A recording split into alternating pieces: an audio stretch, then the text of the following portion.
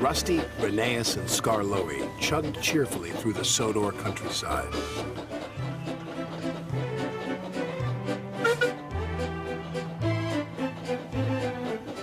The engines were going to help Duncan with an important job at the incline railway.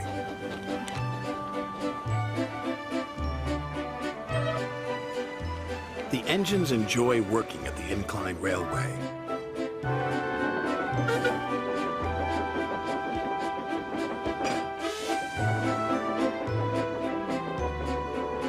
They like the clever way the loaded slate cars roll down the incline, pulling the empty slate cars up. But they are always careful.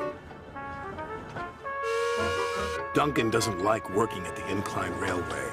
He is always impatient to get back to the junction. This makes him careless and gets him into lots of trouble.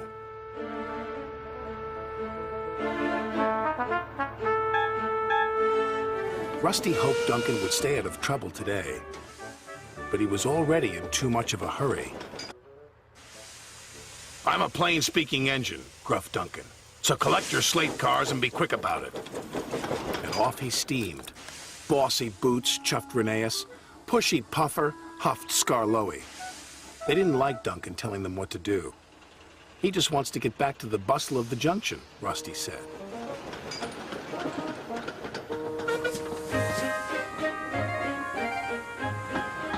Duncan wanted everyone to work faster. "You're supposed to be helping me," he grumbled, "but you're as slow as snails." "We're proper engines," Rusty huffed crossly. "We follow the rules. We can't send up more than 4 slate cars at a time," chuffed Rheneas. "Then work faster," said Duncan impatiently. Later that day, Duncan was working the incline. "I'll show you how fast a really useful engine can work," Duncan called as he hastily biffed one slate car into another. And then another. Soon, Duncan had his 4 slate cars. "Nothing to it," he boasted to Rusty. "Those slate cars will pay you back," warned Rusty.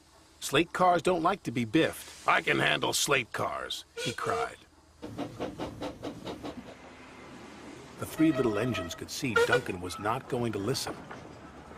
They carefully chuffed away from the incline. Duncan was so impatient he became even more careless. "I'll show that smelly diesel and those lazy steamers," he said to his driver. "Careful," cautioned his driver. "You're asking for trouble." And he got it. Duncan didn't notice his chain was tangled in the coupling of the slate car in front of him. Suddenly, he was being pulled up the track by the empty slate cars. "Bouncing bogies," he cried. "It's got me." Duncan's driver jumped clear. Rusty returned to see Duncan being pulled up the incline. "I tried to warn him," said Rusty. "He never listens," the little diesel's driver said.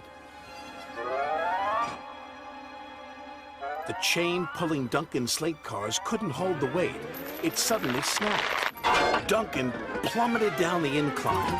"Help!" he yelled.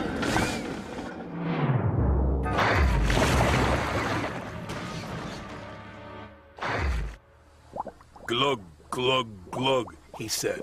"Bluggle my bloiler." Duncan felt foolish and very wet.